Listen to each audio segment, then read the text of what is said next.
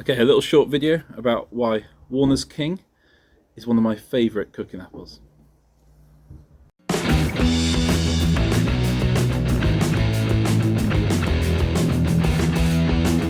Growing up on the farm, we used to have a cooking apple tree right at the front of the orchard. And this is always our earliest cooking apple tree that we could get from. So I always remember being sent up to pick some of these apples, Warner's King, so that we could have early apple crumbles, and after having a bit of a gap without them. So it's always something I really look forward to, and I think that's why it's become one of my favourite apples, really.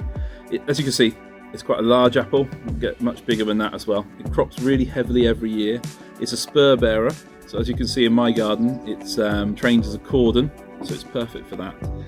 It's been around since the 1700s, but it's really popular in Victorian times. And the beautiful thing about it is when you cook it, it cooks to a really light fluff. So it's great for jams and things like that because it breaks down brilliantly.